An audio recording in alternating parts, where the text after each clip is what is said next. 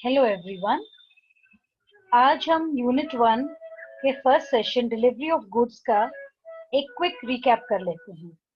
तो हमारे delivery of goods के फर्स्ट सेशन में हम बात करेंगे बिलिंग प्रोसीजर्स की।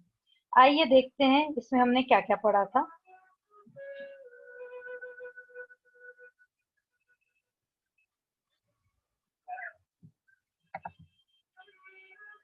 तो हमने बात करी थी कि marketing is a crucial element for the success of any enterprise.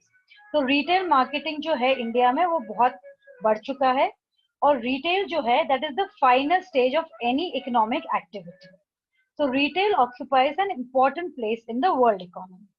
तो रिटेलिंग की हमने डेफिनेशन देखी थी। Retailing refers to all activities involved in selling goods और services to the final consumers for personal non business use.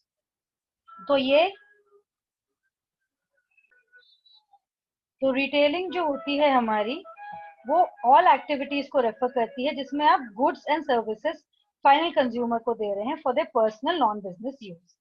और retailer वो होता है एक बिजनेस एंटरप्राइज जिसकी सेल्स वॉल्यूम आती है रिटेलिंग से। तो जो भी फर्म है that sells products to the final consumer is performing the function of retailing.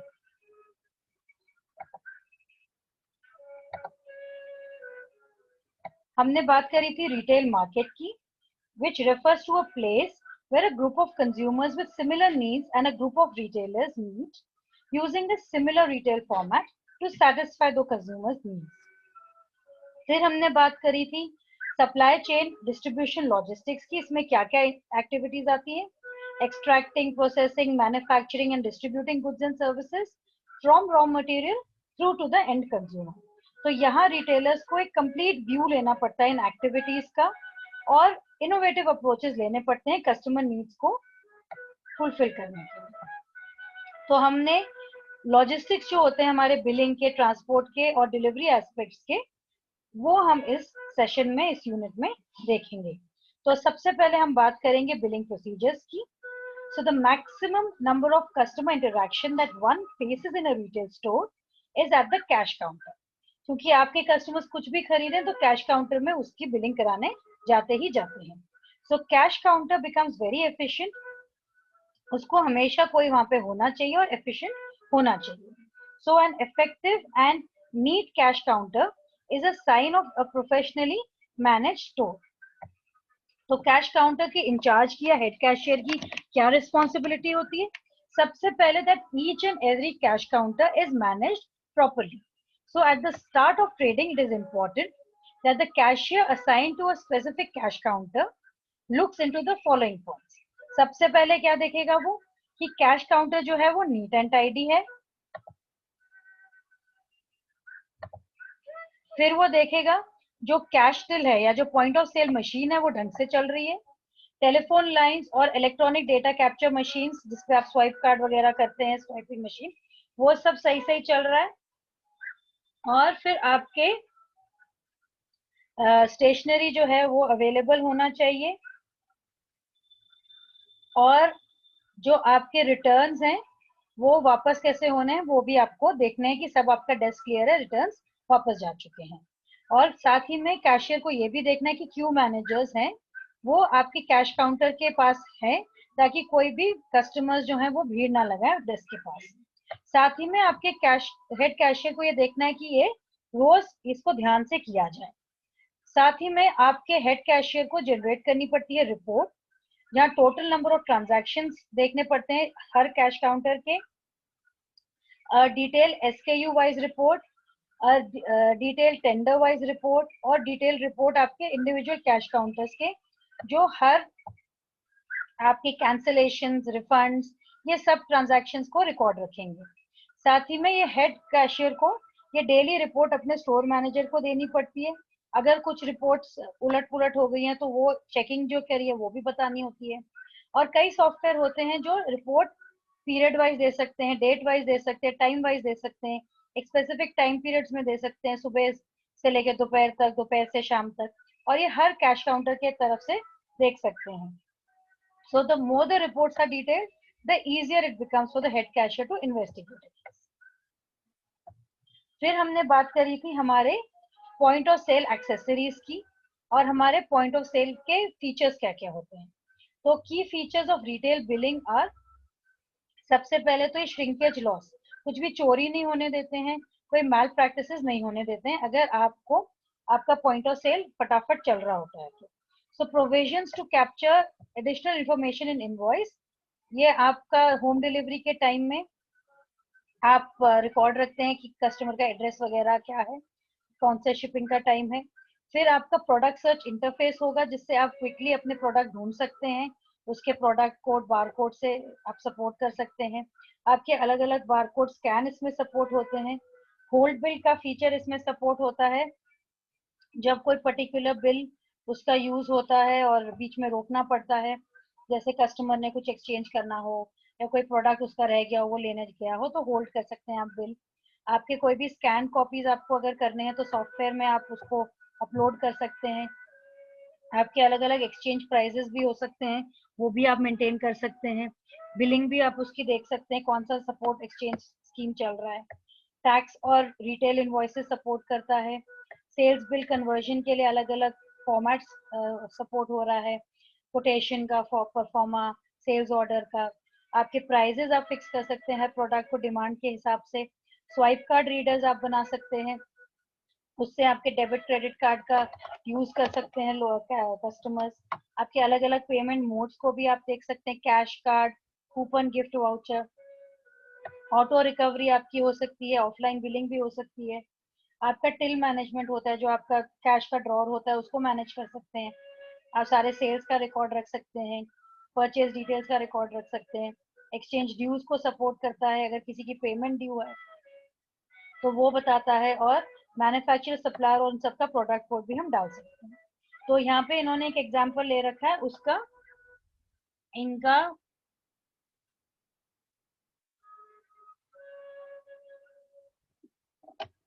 तो ये भी रहता है कि आपको जो भी आपका बिलिंग वाला आपका मशीन रहता है पॉइंट ऑफ सेल का, वो क्या क्या काम करता है। सबसे पहले तो easy, fast and robust billing, और reorder based on sales and stock. तो आपका फटाफट बिलिंग करता है, अगर कस्टमर की बहुत लंबी लिस्ट है तो वो अच्छे से देख लेता है, बिल होल्ड भी कर लेता है। साथ ही में रीऑर्डर रहता है, सेल्स और स्टॉक का अगर कुछ सामान कम हो रहा है तो वो रिप्लेनिश हो जाता है। साथ में purchase formula and price level, उसमें एक फॉर्मूला लगा होता है टैक्स वगैरह डालने के बाद ये प्रोडक्ट की कितनी बिलिंग होगी।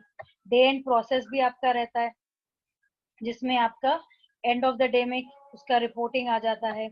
आपको कोई पैकिंग करनी होती है, स्प्लिट करना होता है, रीपैकिंग करनी होती है, या कोई किट आइटम होता है तो उसका भी आपका फैसिलिटी रहता है, इन्वेंट्री चेक करने का। होम डिलीवरी का भी आपका फैसिलिटी रहता है, और credit card and coupon tracking का भी आपका फैसिलिटी रहता है इसमें। साथ ही में आप स्वाइप कार्ड को भी आप यूज कर सकते हैं। और यहाँ पे इन्होंने आपको एक बता रखा है गो फ्रूगल रिपोर्ट टूल। तो एक एक्स्ट्रा रिपोर्ट टूल बता रखी है आपको, ये एक MIS रिपोर्ट है जिसमें आपको अलग अलग रिपोर्ट्स मिलती हैं, आप उसको पर्सनलाइजेशन कर सकते हो, अलग अलग तरीकों से एक्सेल, HTML फॉर्मेट में यूज कर सकते हो, और आपके एनालिसिस इसमें कर सकते हैं, इन्वेंट्री की एनालिसिस कर सकते हैं, और आपके कौन से टॉप कस्टमर्स हैं, आपके कौन से रिपोर्ट्स हैं एंड ऑफ द डे के, सेल्स एंड परचेज टैक्स वगैरह, ये सारे आप इसमें इस पर्टिकुलर एग्जाम्पल में आप इसको यूज कर सकते हैं गो फ्रूगल रिपोर्ट पे। फिर हमने बात करी थी टेलीकॉम रिटेल बिलिंग की। तो हमने बात करी थी कि रिटेल बिलिंग क्या होता है। जब भी आप टेलीकॉम बिलिंग की बात करते हैं तो आप रिटेल बिलिंग की बात करते हैं। तो रिटेल जो आपका टेलीकॉम बिलिंग होता है उसमें आप देखते हैं it is the process of collecting usages, aggregating it, applying required usages and rental charges, and finally generating invoices for the customers। तो छोटी सी बात है, आप उसमें देख रहे हैं कि लोगों ने जैसे एक इंडिविजुअल कस्टमर जैसे आप हो गए, आपने कितने कॉल्स करे, आपका रेंटल प्लान क्या है, आप क्या उसके हिसाब से कॉल्स आपने करी कि ज्यादा कॉल्स करी, आपने कितने SMS किए, आपने कितना इंटरनेट यूज किया, ये सारा एग्रीगेट करके ये आपको जब बिल पकड़ाते हैं तो इसको आप टेलीकॉम बिलिंग कहते हैं। तो टेलीकॉम बिलिंग जो है इसमें रिसीविंग एंड रिकॉर्डिंग पेमेंट्स भी होती है कस्टमर्स की। अब रिटेल बिलिंग में दिक्कतें आ सकती है। क्यों? क्योंकि एंड कस्टमर के साथ डील कर रहे हैं, तो हर एक कस्टमर की बिलिंग अलग होगी।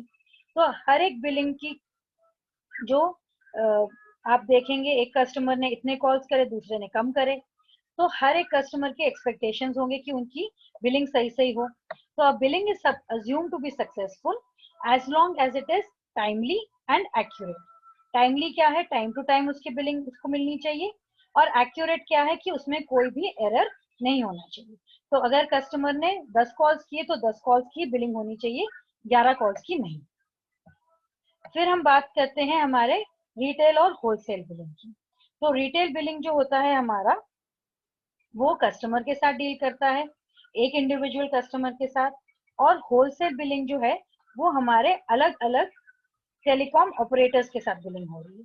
तो अभी भी हम बात कर रहे हैं टेलीकॉम बिलिंग की। अगर आपसे रिटेल और होलसेल बिलिंग पूछा जाए, तो रिटेल जो हमने बात करी है वो कस्टमर के साथ डील करता है, और होलसेल जो है वो अलग अलग मैन्युफैक्चरर और रिटेलर के बीच में कनेक्शन बनाता है। तो ऐसे ही रिटेल और होलसेल टेलीकॉम बिलिंग में हम देख रहे हैं कि बिलिंग रीसेलर्स जो है वो टेलीकॉम ऑपरेटर के साथ जुड़ा हुआ है।